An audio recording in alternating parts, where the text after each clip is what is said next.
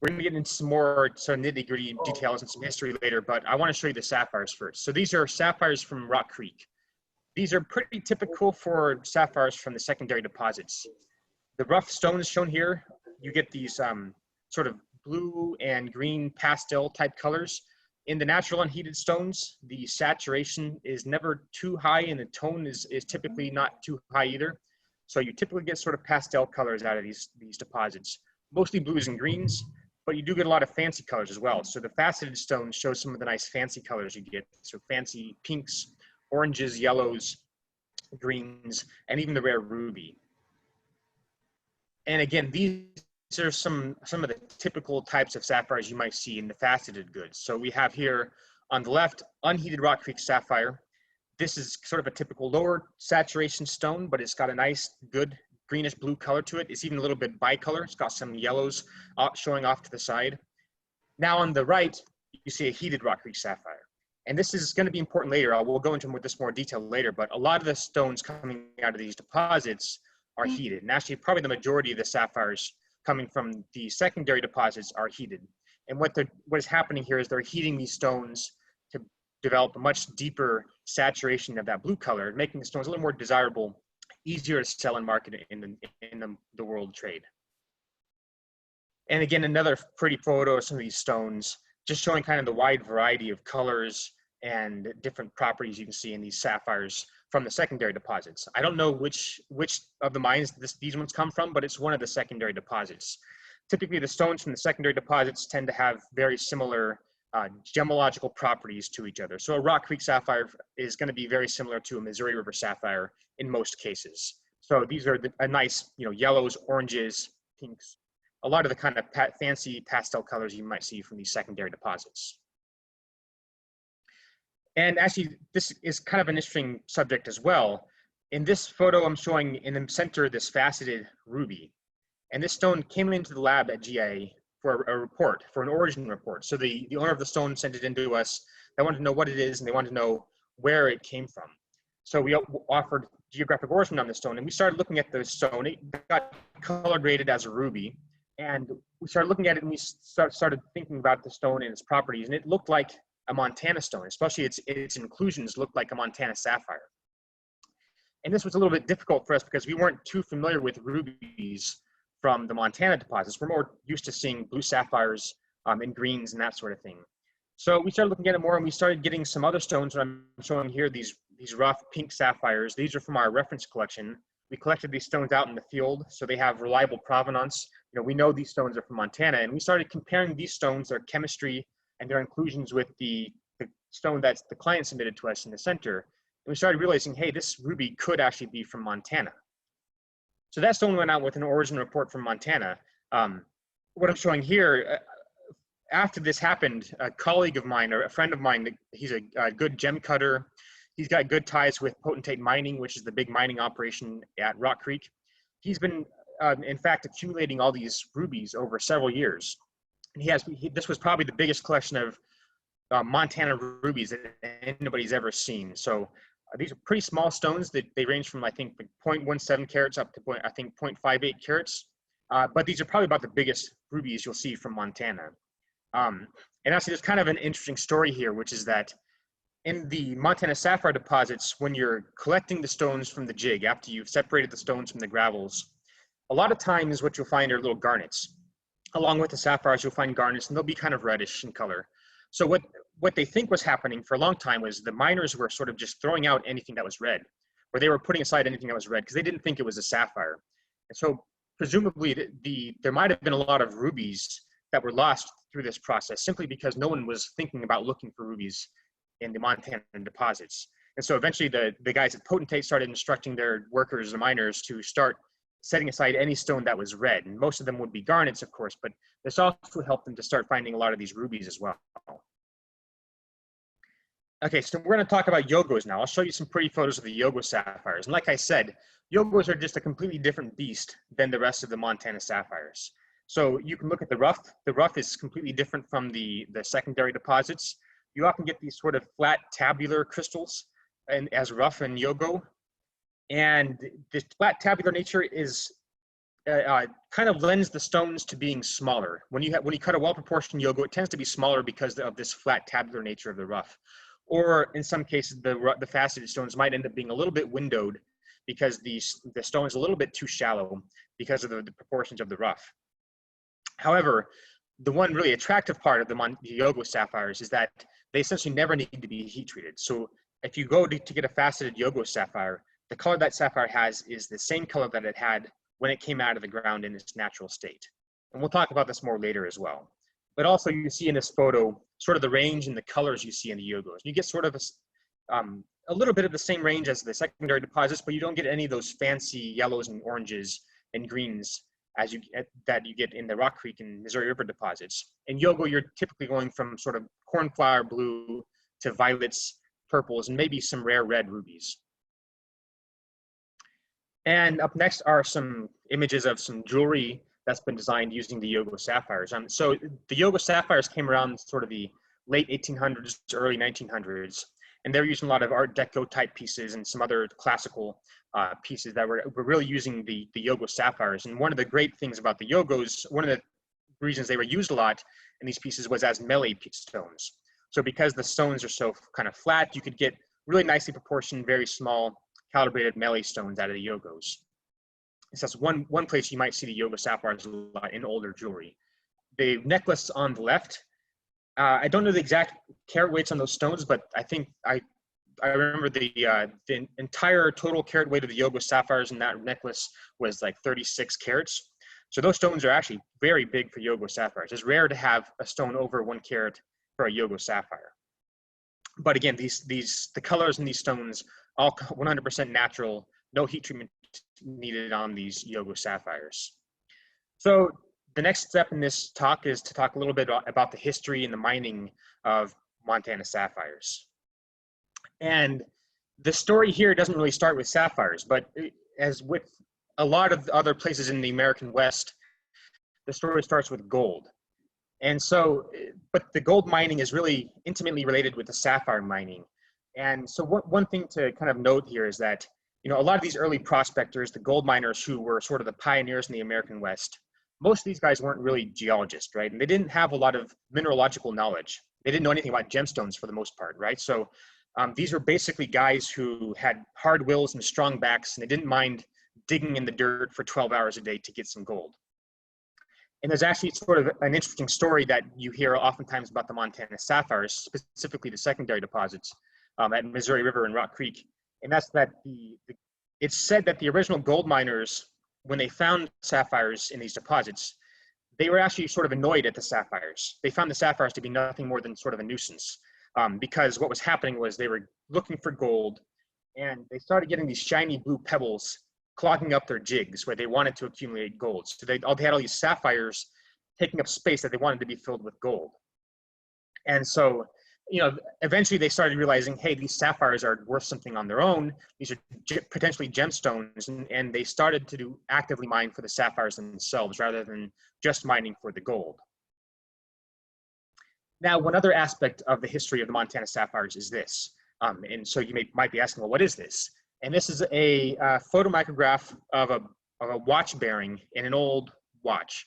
So the middle part here, the sort of circular part in the middle, that's a sapphire. This one is probably a synthetic sapphire, but it sort of serves to show the purpose of what I want to discuss here, and that in the early days of sapphire mining in Montana, except for Yogo Gulch, most of the other deposits were actually, the sapphires were mined more as an industrial product. So a lot of the colors of the Montana sapphires, the natural colors, they weren't so suitable for jewelry and gemstones in those early days. And what they were actually getting the sapphires for was to produce watch bearings. So when you have these pieces moving around in a watch over and over, you know, 60 seconds every minute, 60 minutes every hour, and 24 hours a day, you need something very hard and very resistant to wearing down. And so sapphires are a perfect thing to use for watch bearings and to use for bearings and other instruments that need to have a high hardness and resistance to abrasion. And so in the early days, they were producing tons of these sapphires specifically to be sent over to oftentimes Europe to be put in high-end watches, really high-quality watches to produce the bearings there. This is an old historic photo of one of the mining operations on the Missouri River. And so essentially what was going on, this is the Missouri River near the city of Helena, the capital city of Montana. And this is a big industrial operation where they had this floating sorting facility. And what was happening is it's a big dredge, essentially. So they were dredging up river gravels in this floating facility. The gravels all went inside this big floating building here, and they would separate the sapphires based on the gravity, and they would get the sapphires out of the gravels and then put the gravels back into the river and keep floating along, pulling up gravels from the river. They were getting gold and sapphires as well. So the gold was actually an important part of this operation as well. And there's an interesting story here as well. The Missouri River deposit is one of the few gold mining operations that was allowed to exist throughout World War II. So during World War II, they started shutting down a lot of gold mines around the country. And this was because they wanted the miners and people to be focusing on more strategic minerals for the war effort. But in the Missouri River deposit, they would consider the sapphires to be a strategic industrial resource. So these guys were allowed to continue mining gold as well during these World War II eras. And this was sort of toward the end of this period of sapphire mining in Montana. And basically what caused the end of this period of sapphire mining was this. These are synthetic sapphire boules, and a faceted synthetic sapphire shown in the middle there. Now, the relationship here is that basically in 1883, a French man named Verneuil invented this method for producing flame fusion rubies and sapphires. So synthetic sapphires, lab-grown sapphires. And initially this method was a bit expensive. So it wasn't really a competition to the sapphires they were pulling out of the ground in Montana for watch bearings. But as the decades went on into about the 1920s and the 1930s, essentially is when this period started ending, the technology around this flame fusion method started increasing and started becoming much cheaper and cheaper to produce these lab-grown sapphires. And so as time went on, these lab-grown sapphires started becoming a big competitor to the natural materials being pulled out in Montana. And so eventually the bottom fell out of the sapphire mining market in Montana, and lab-grown sapphires started taking over for watch bearings. And this was really the case for quite a while. So in the 1930s, basically all the mining, maybe except for sometimes at Yogo Gulch, but in the secondary deposits, basically all the mining had stopped around the 1930s, and it's remained that way until probably the 1980s. And the reason that sapphire mining started coming back in Montana was that people, and it wasn't in Montana initially, but people in Southeast Asia, in Sri Lanka and Thailand mostly, started realizing that they could take so-called Geuda sapphire. So the sapphire that's sort of milky, grayish in appearance, filled with rutile inclusions, stones that were basically worthless. So you couldn't really use them for gemstone purposes previously because they were so included and they were so milky in color. But they started realizing they could take this worthless material, heat treat it, and turn it into brilliant blue, fascinating gemstones. And then eventually, this was about in the 1960s and 70s when people started figuring this out. Eventually, people started realizing, hey, we can take the Montana sapphires as well, and we can do the same thing to them and increase their value as gemstones. And this is sort of illustrated with these two photos here. So on the left, you're seeing a bunch of rough sapphires from Montana. And as you can see, the colors are not super fantastic, right? So there are some stones in there that you would cut to keep as a natural stones, unheated stones, which is always going to have kind of a higher price tag attached to it just because they're unheated. But you can see most of those stones probably wouldn't cut the best gemstones without having some kind of additional treatment process to improve their color.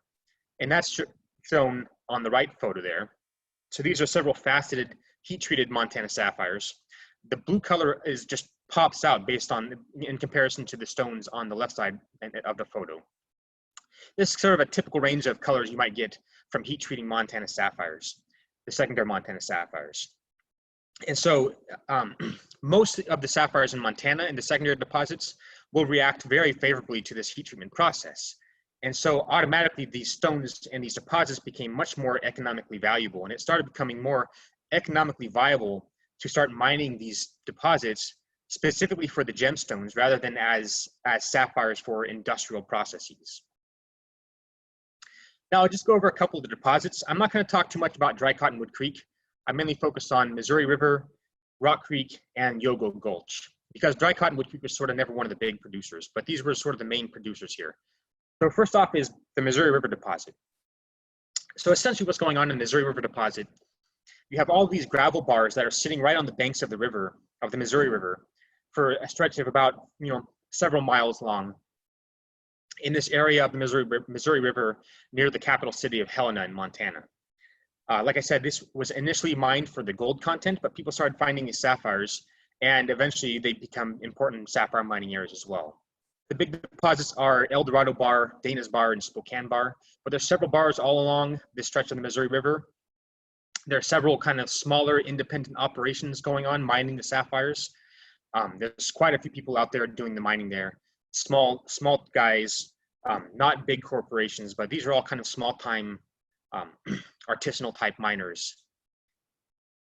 And this is what one of those mining operations might look like. This is a gravel washing plant at the Spokane Bar along the Missouri River. What you're seeing here is several gravel piles in this field here where they're washing the gravels, trying to separate the sapphires out of the gravels, and then return the gravels back into the deposit. So what you're seeing here, in the middle of the photo, there's a conveyor belt which would take the gravels up to this trommel. The rotating trommel, which you'll see in the kind of the right center part of the photo, it rotates to get all the oversized gravel out of the way, all the boulders and the big pieces of gravel, removes that from the finer material. The finer material goes into the jigs and is separated by these pulsating jigs. And the sapphires and other dense minerals like gold get caught in the screens there to be recovered. This is a kind of a photo of what the material they're actually mining looks like. So this is, they're looking for this sapphire gravel bed, which is maybe 1 to 2 meters right on top of the bedrock. Now, the only problem is that this is covered in turn by a couple more meters of topsoil and volcanic ash and other sediments. So the major impediment to mining in this region is to get rid of that overburden so that you can get at the sapphire-bearing gravel more easily. In the early days, they were actually digging drifts, so tunnels through these gravel beds. Nowadays, you don't have people tunneling into the deposits anymore.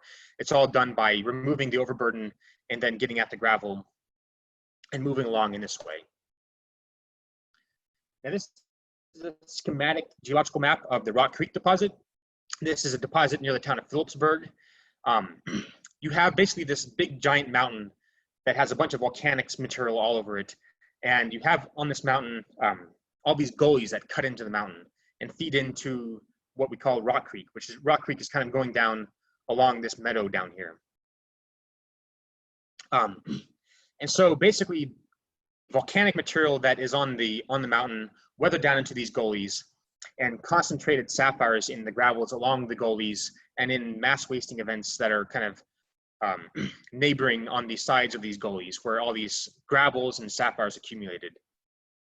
Here's another view of this. So this is a Google Earth snapshot of the Rock Creek mining area.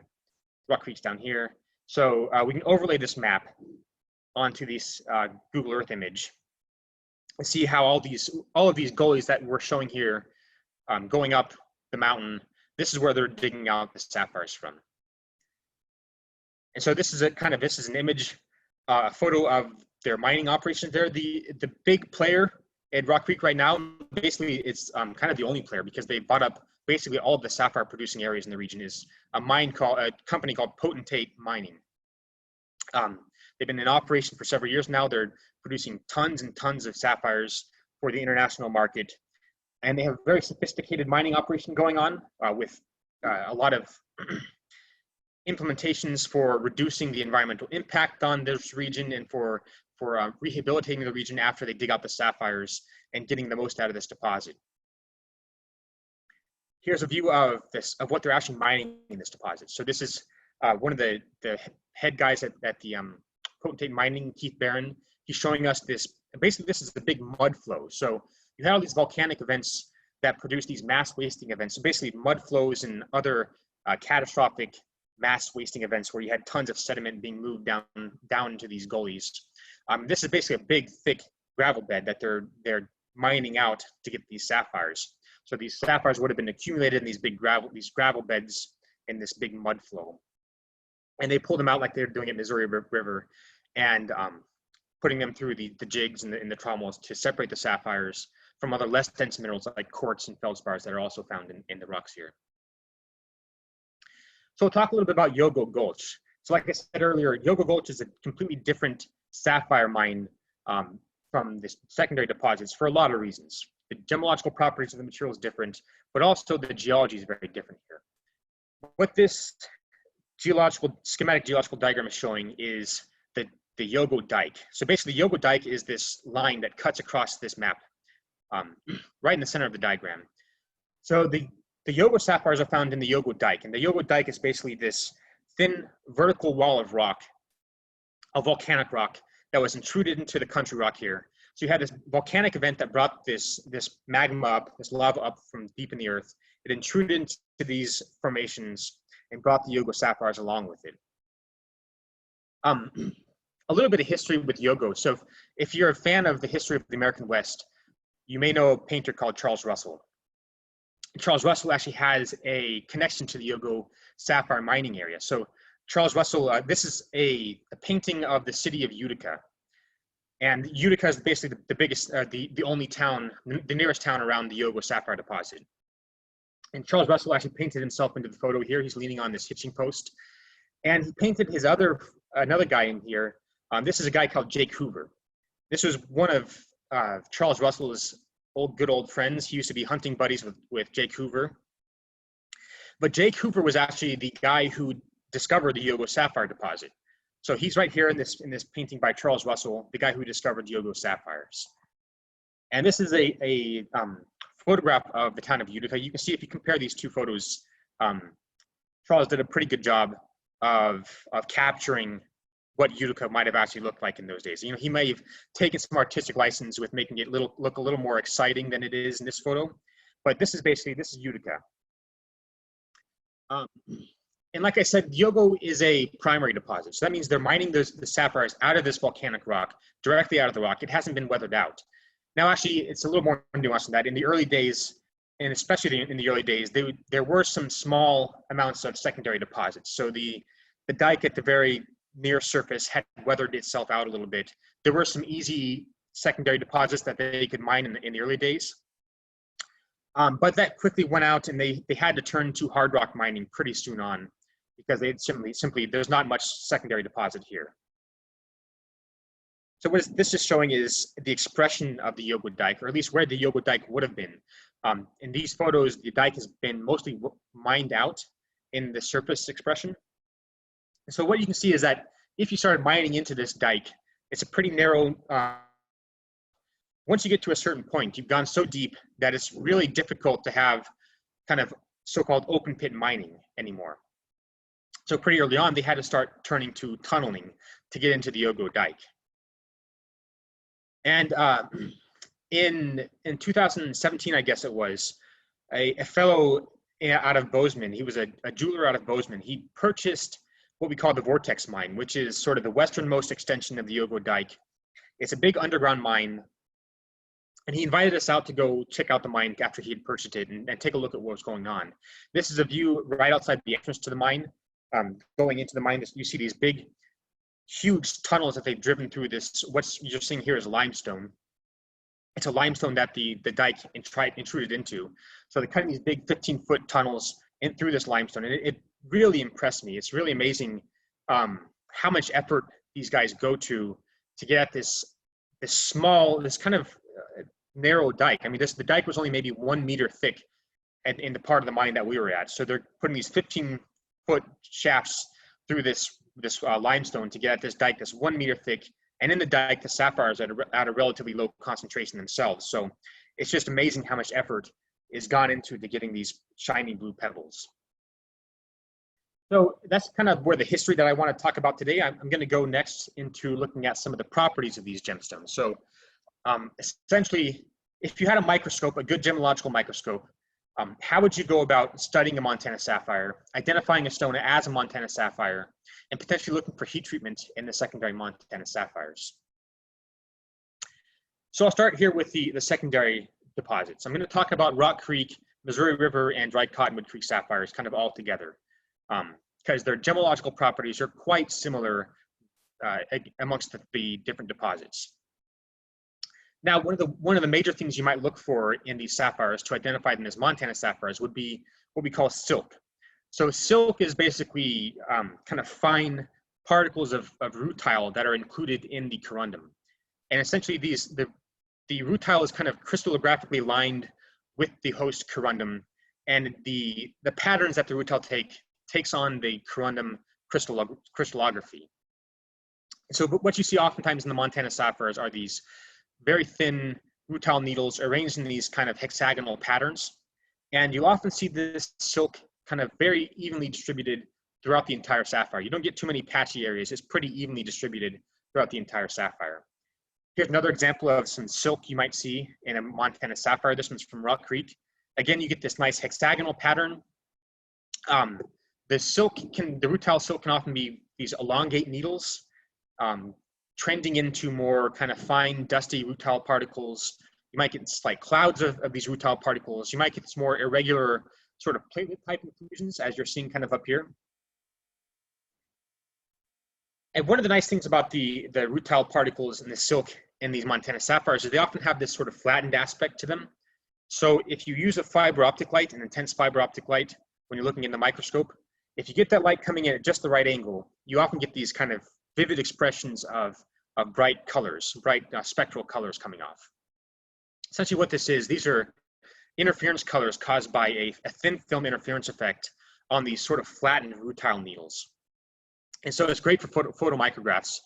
And when you're looking in the microscope, you can get these really beautiful images coming out of the rutile silk and these bright colors coming out in your photos. Here's another example of that. This is a sapphire from Rock Creek again, these bright, vivid interference colors coming from these sort of flattened rutile particles. Again, you see this nice sort of hexagonal concentration of the silk in the stone, and you get this kind of even distribution of the silk throughout the entire stone. Sometimes these sapphires have sort of a weird appearance to the silk and the rutile particles in them. So this is a stone from Missouri River, and I use a nice intense fiber optic light to get these silk particles to pop out, these rutile particles to pop out. But sometimes they have these strange appearance, like this one is showing here with this kind of this bladed appearance to it, but at the end of it, it's got this sort of eyeball type termination.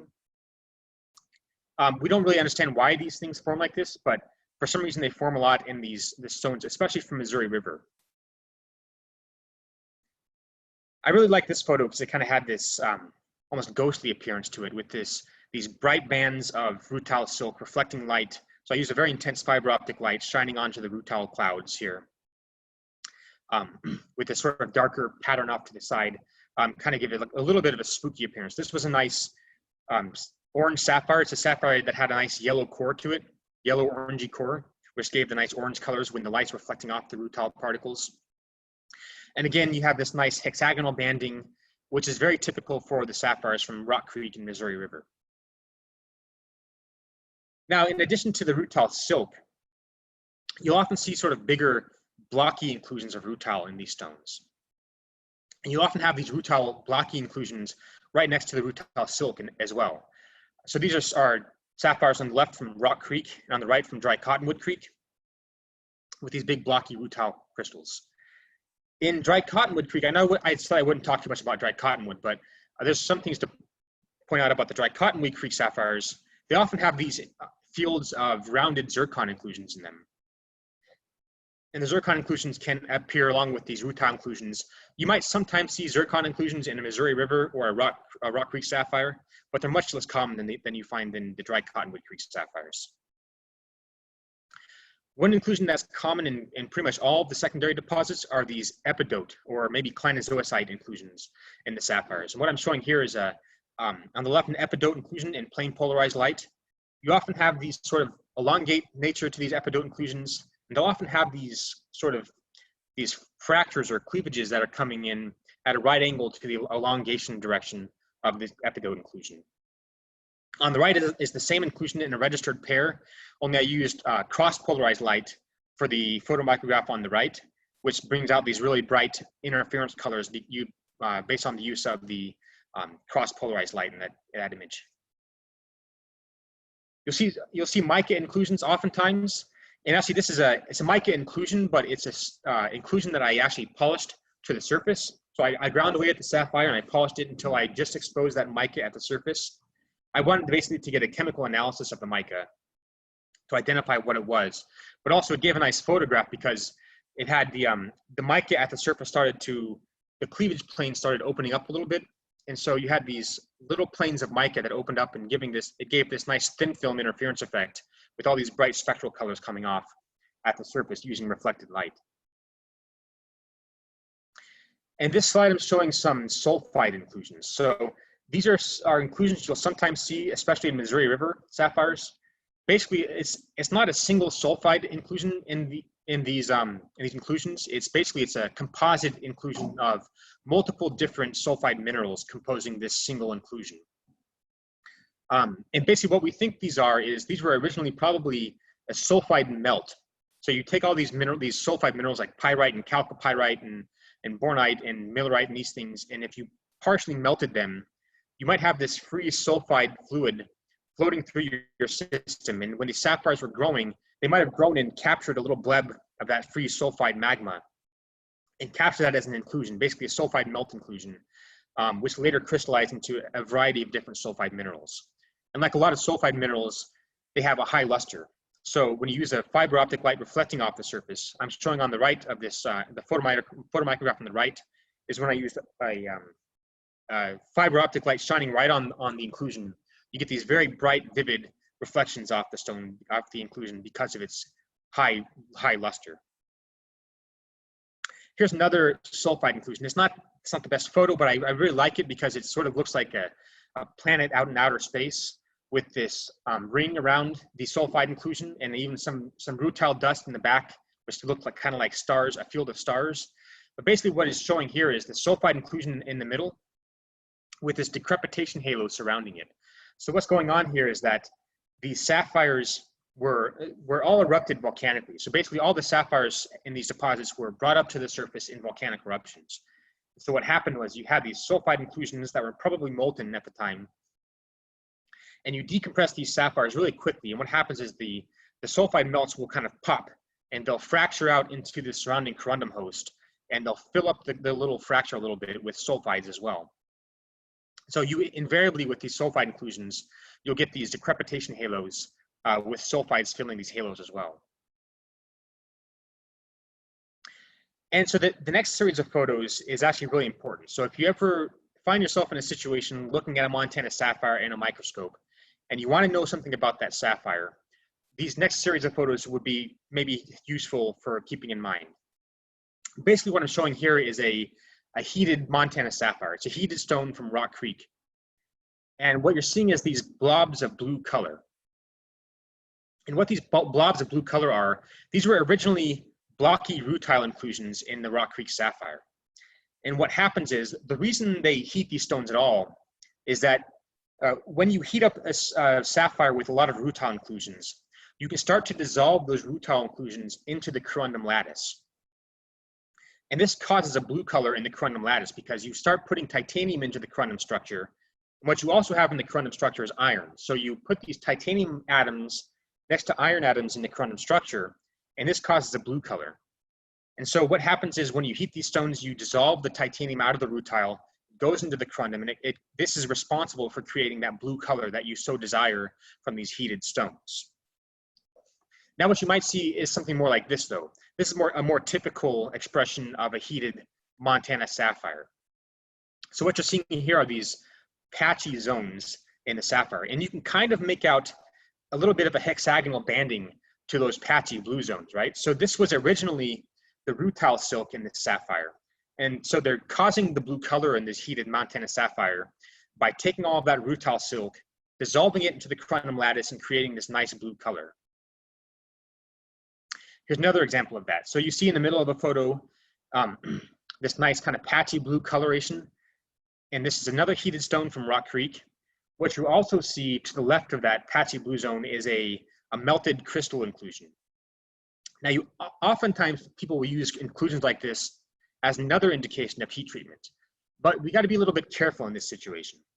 And the reason for that is you also see similar inclusions in unheated sapphires from Montana. And so these are stones that we know are not heated. They have no other indications of heat treatment, but we see these similar types of inclusions there as well. And what these inclusions actually are, these are melt inclusions. So like I said earlier, the Montana sapphires, they were all formed in this volcanic event, but they were also formed in a magmatic event. The sapphires crystallized in the presence of a free magma. So there was molten rock around these sapphires when they were forming. And so sometimes when the corundum was growing, it could grow and capture little blobs of this magma, include it and preserve it as a little time capsule for us to study later. And so when these bits of magma are included in the sapphire, when the sapphire cools down, the magma quenches to a glass, and you're left with these glassy melt inclusions in them. Here's another example of some melt inclusions in the Montana sapphire. This is also a Rock Creek sapphire. And so the same thing that you get with the sulfide melt inclusions, you'll often see with these glassy melt inclusions as well. So what I mean by that is when these sapphires are erupted to the surface, they decompress, and you'll get these melt inclusions exploding out into the surrounding corundum host. And that's what you're seeing here, is this sort of partially healed decrepitation halo around some melt inclusions. And the same thing is with some of these other inclusions.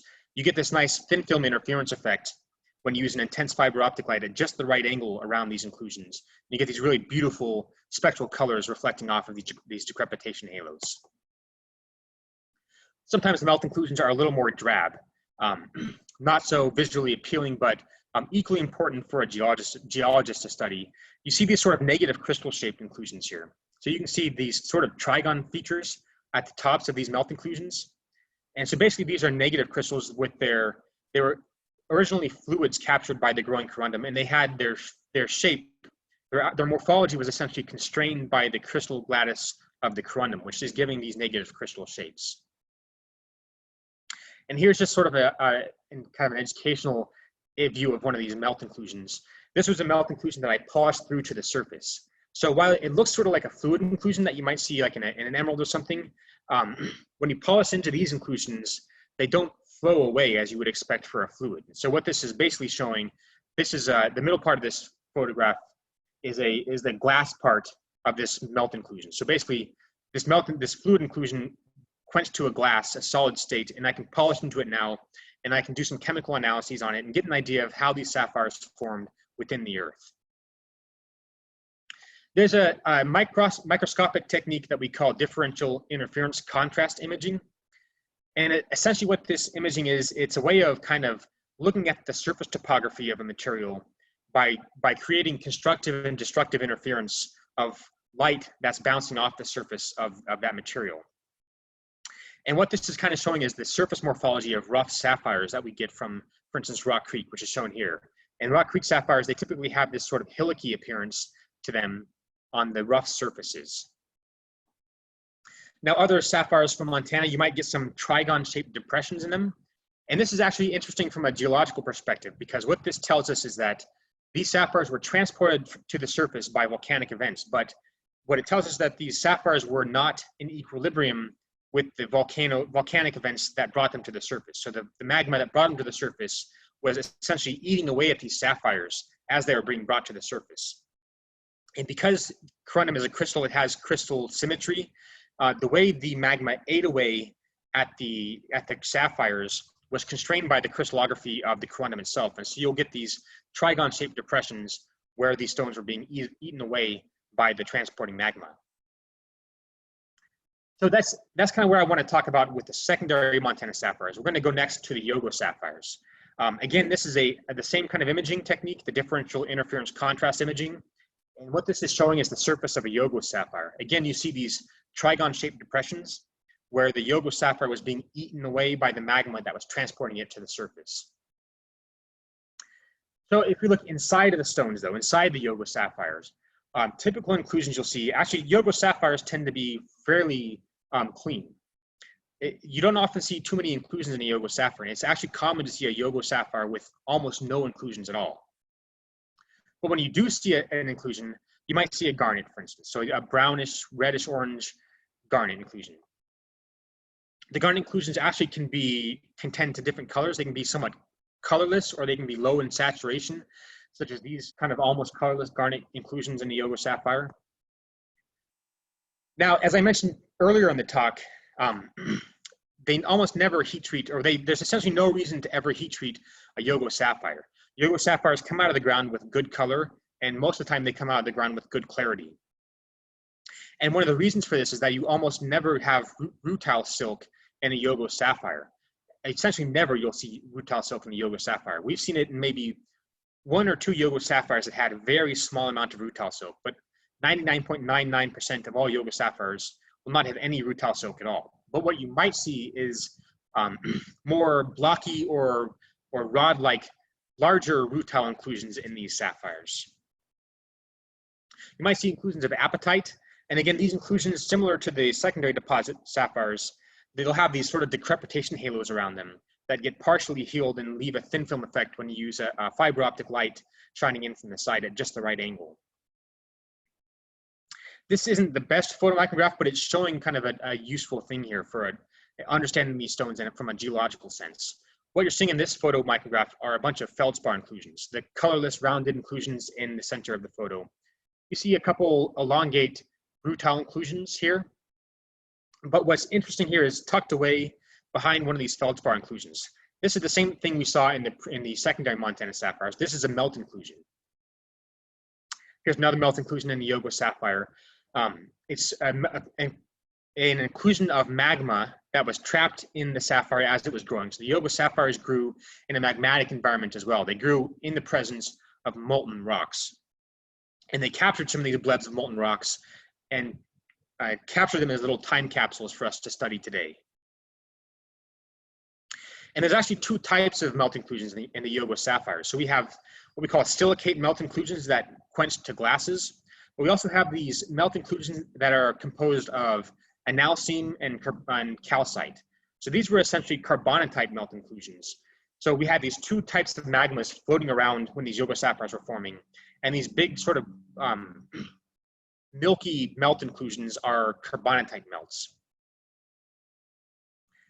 And this is another differential interference contrast image just to kind of drive home this point that these sapphires were brought to the surface by volcanic eruptions in which the Yogos were basically xenocrysts within this transporting magma. So they didn't really belong in that magma that transported them to the surface. And so the magma started eating away at the sapphires, creating these kind of beautiful etching patterns on the surface of the sapphires. And that's shown here. This is actually a hand sample of a Yogo sapphire embedded in the volcanic rock that brought it to the surface. The volcanic rock is actually technically called a wachitite, or you might call it a lamprifier, which maybe is not terribly more informative. But basically it's a volcanic rock that looks sort of like a kimberlite, and the kimberlite's the type of volcanic rock that brings diamonds to the surface. So these volcanic events that brought the Yogo sapphires to the surface are in some ways similar to the events that brought diamonds up to the surface as well. But again, these sapphires are xenocrysts there. So this lamprifier didn't want them to be brought up with it. So it started eating away the sapphires as they were coming up. And I didn't really have a more elegant way to end this except to say that, I've said what I wanted to say to you guys, and I hope you enjoyed it and found it informative. If there's time, I'd be happy to take some questions and answer anything you guys might want to know about Montana sapphires, as much as I can tell you.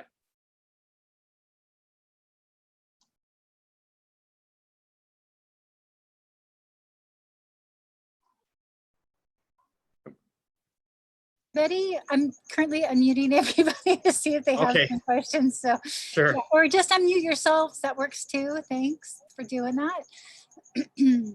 Aaron? Collie, is that you? Yes, it is. Okay. Aaron, we went up to Phillipsburg and washed some sand up there and actually found some sapphires. And one of the things we found I thought was kind of unusual was there didn't see very many with the crystal habit of the sapphire. Most of them were very rounded. And I asked one of the staff there about where the origin of those might have come from. And he said something that they had never found the origin. And I'm just wondering if those sapphires might have been a product of some of the glaciation that was might have come down from Canada. Is that a possibility? Yeah, that's a good question. So yeah, you're right that at Rock Creek, where you were in Phillipsburg, that deposit is kind of called the Rock Creek area. They've never really found bedrock deposits of sapphires.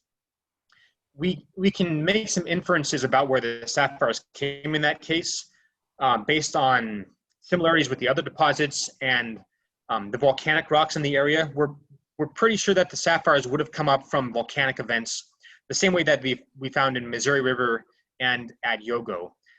So at Missouri River, actually, they have found a couple volcanics in the area, but that do have sapphires contained within the host rock. So we have a pretty good idea of where they came from with the Missouri River deposits. They were volcanically transported. There's a dike at the French Bar dike, which is actually now submerged by a lake.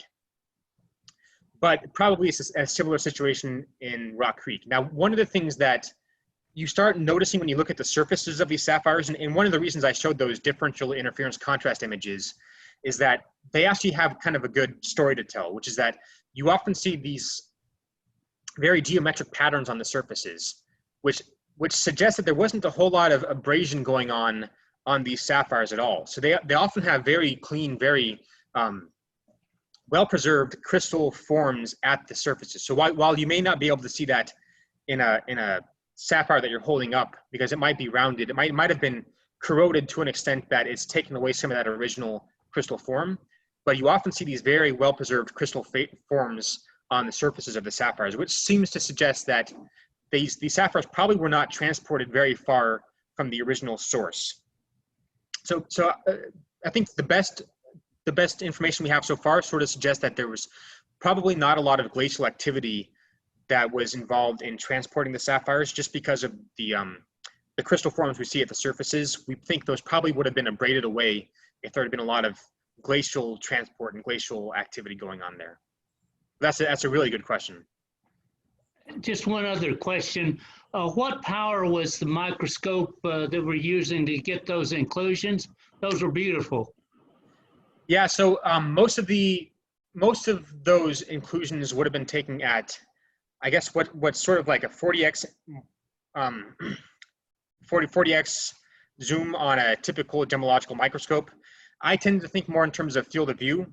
So field of view is an actual measurement of the dimensions of the photomicrograph. So like if you have a 1 millimeter field of view, that means you're looking at a 1 millimeter shot in your stone. And so most of those photomicrographs would have been on the order of half of a millimeter to maybe 4 millimeters field of view. Thank you. And if you have a gemological microscope at home and you want to look at field of view, you can always take a small micrometer or some kind of a small ruler and just put it in your microscope and measure how much you're actually seeing in your microscope at the different zoom levels that you have. And that's a good way to kind of do a field of view measurement on your microscope at home. Thank you. I have a question. Yeah. Question. Yeah, Elaine. Thank you so much, Aaron. So you would consider the crystals that are less worn to be more eluvial rather than alluvial, right? Well, not transported very far from the original source. Yeah, that's true. Now, in Rock Creek, it looks like most of the deposits are, like you say, alluvial, so with an E. So those sapphires probably were not transported very far. At Missouri River, however, those are kind of really alluvial deposits. They're right there in the river, basically. So technically, those would be alluvial. But we often see sort of the nice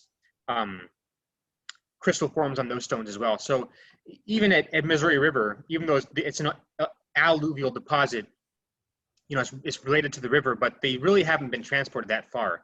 And it's actually kind of interesting because this deposit in Missouri River is only a few miles long, so several miles long.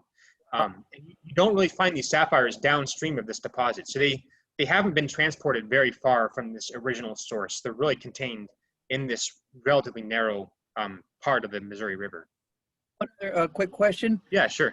UV light Are the sapphires that come from there reactive at all to UV light, ultraviolet?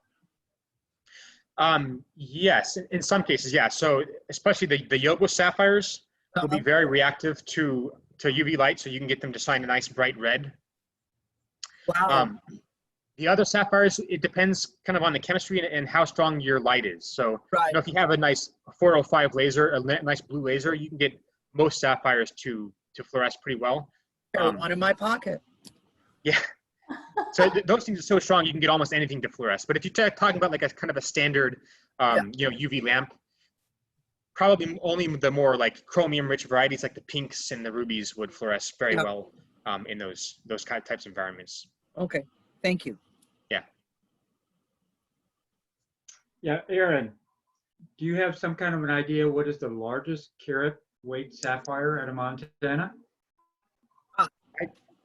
I don't remember off the top of my head. I mean, I've seen 20-something carat rough stones being produced. So something around there. Yeah, I should know that, I guess, but I can't remember off the top of my head. But it's in the tens of carats, several tens of carats. I don't know if somebody else on there might know better. I don't know. You're into the little picture, not the big picture. Yeah. 2.61.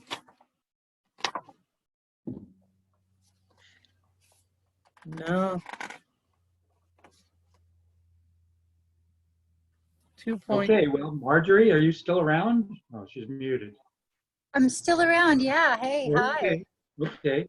So do you still have some questions in chat or not? No, Colley's was answered. He had the microscope question in chat. And yeah, is there any, oops, hold on. Somebody named Shaw. We have a super late joiner, Walt Lombardo, who actually presented. Yeah, where does he own? He's Nevada Mineral and Book Company. Right. And he was actually a presenter a little while back. So yeah. Hello, Walt.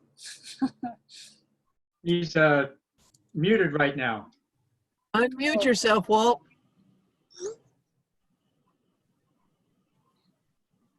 He's still muted. We got another question.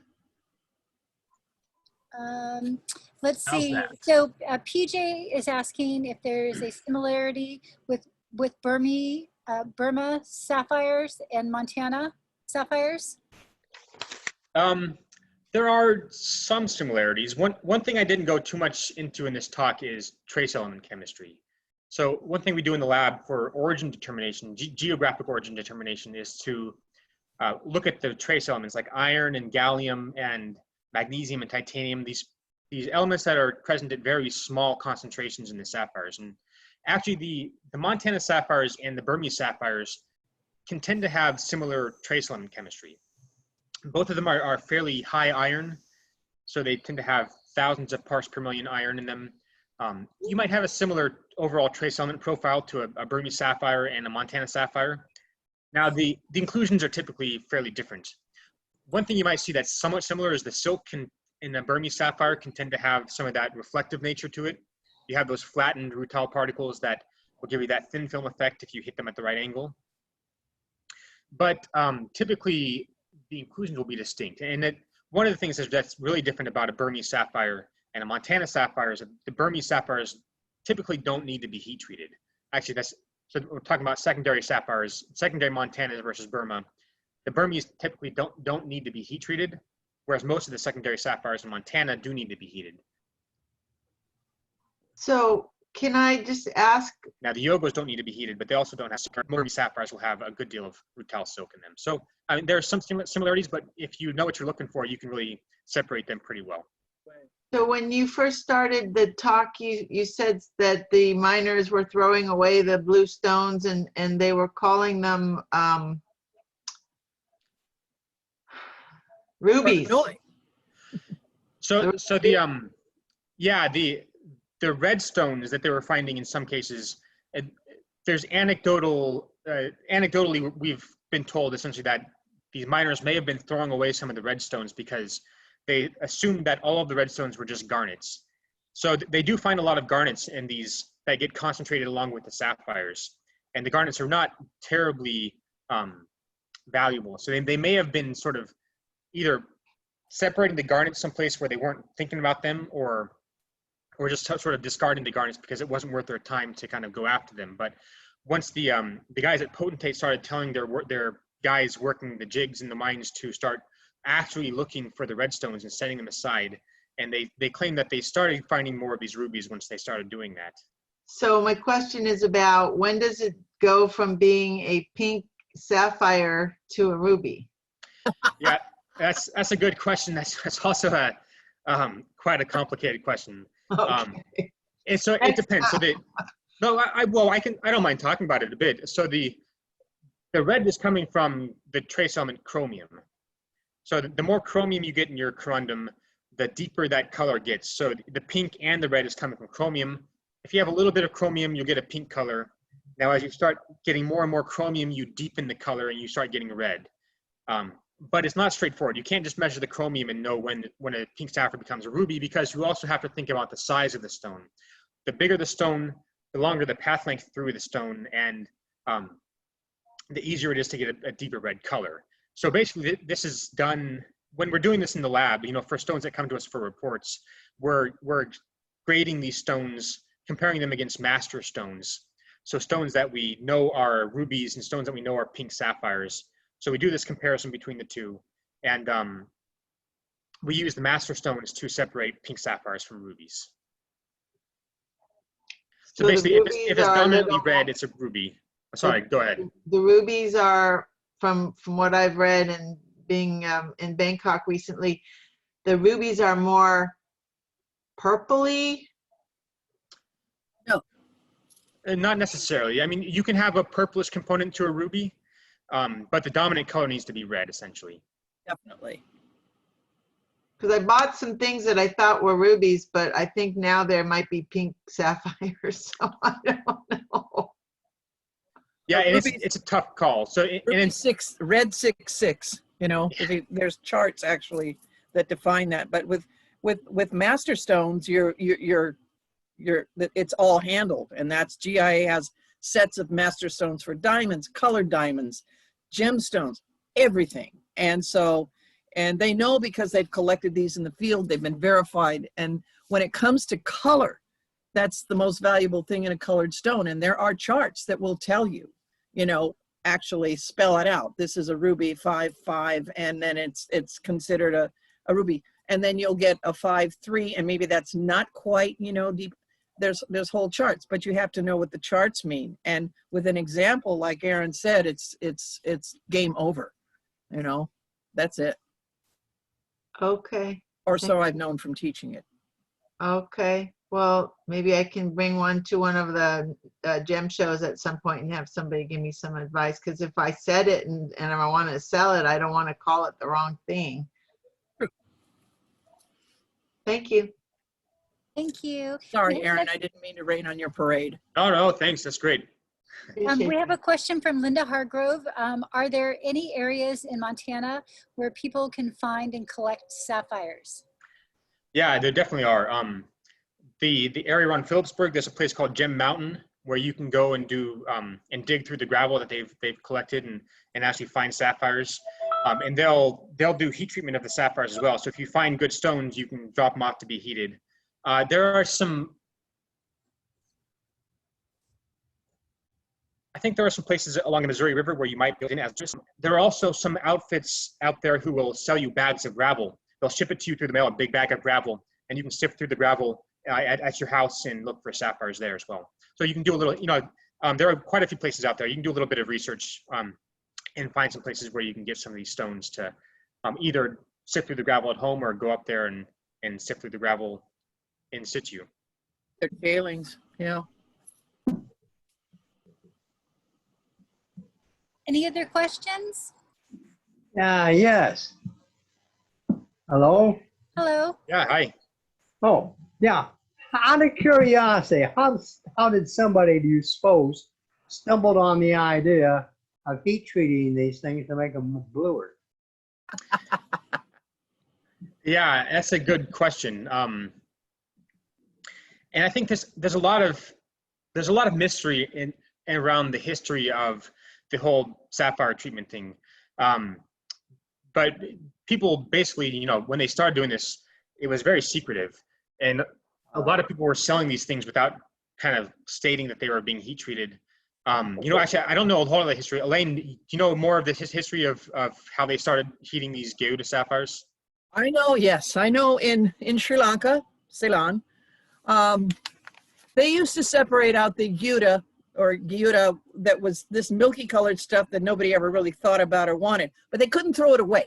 So they had like bags of this using as a doorstop, you know, in their huts, and if they had it or just wait. There was a fire in one of those huts and it burned those bags. And all of a sudden, when they looked at this stuff again, it turned blue, and it was like, oh my God. So that's when they began heat treating in these big 5-gallon drums, because if it burns like that in a house fire, what's it gonna do if we can watch it? And you can burn it with oxygen, without oxygen, high degree heat, low degree heat, depending upon what your effect. You can remove inclusions, you can create inclusions, you can lighten color, you can darken color, and all of this theoretically a long time ago, because somebody had a fire in a hut with a bag of Geuda in there and decided they would use it. Now that's what was handed down to me as and it makes sense, you know. It's good enough to me. It's the same thing as the lady who threw a Kleenex with a topaz in it in the fire by mistake, and the topaz turned pink, and all of a sudden we have heat applied to that. Oh, we can have the pinking of topaz by accident, you know, by whatever. That's one of the versions I have heard, and it kind of makes sense when you think about it.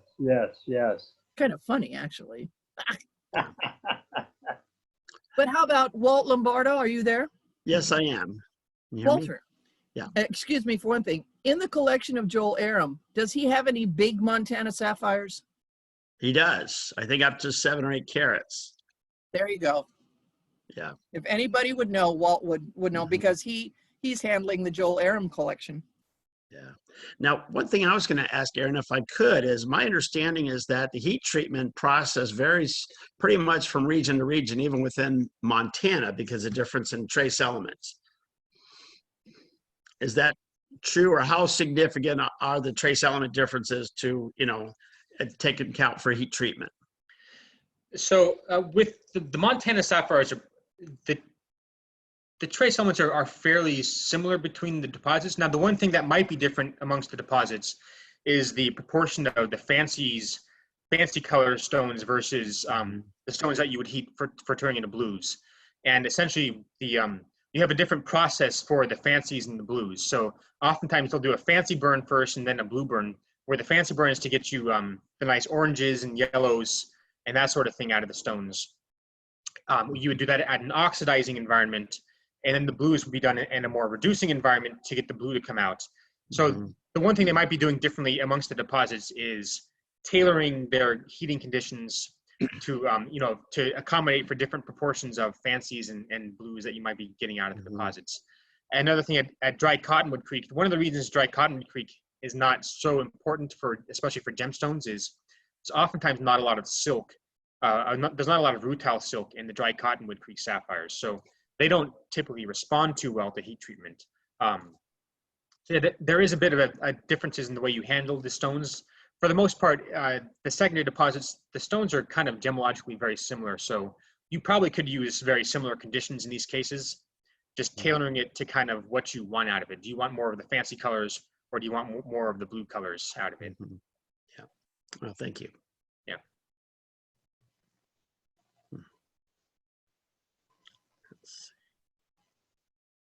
How are we doing? You know, I've got one other question. I apologize. It came in very late to this, but and Aaron, you may have talked about this as far as the source areas or the host rocks for these sapphires. I know that there's been some research done, particularly I think it's at Montana State. There's a couple guys that have been working on problems as far as, you know, trying to identify, you know, some of the source areas, and there's been a little bit of success. But, you know, in the last couple of years, has there been much more done as far as, you know, trying to figure out, you know, where the sources were? Because it seemed to be geologically different in a couple of these deposits.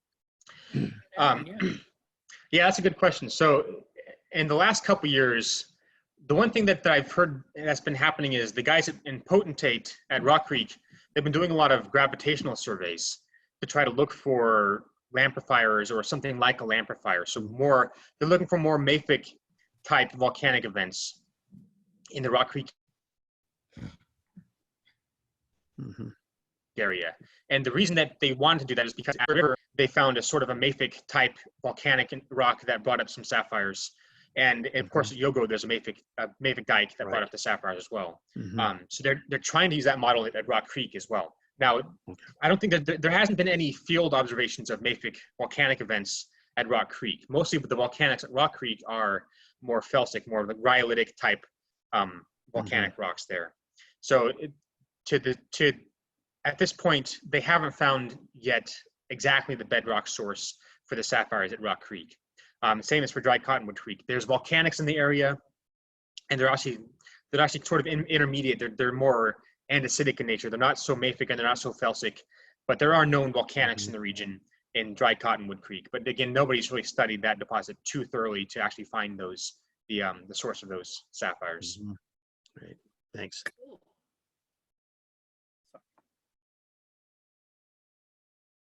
Anyone else? No? Okay, Gary, do you want to finish us up here? Okay, Aaron, thank you very much for a very informative program. I think we've learned a lot more about sapphires, and especially ones from the United States. Thank you very much. Thank you. I had a lot of fun.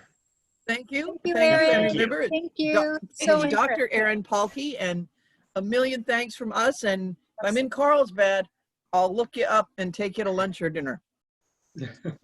Watch out. Have a lovely evening, everybody. All right. Thank you, guys. Thank you, Dr. Thank Palke. you. Right.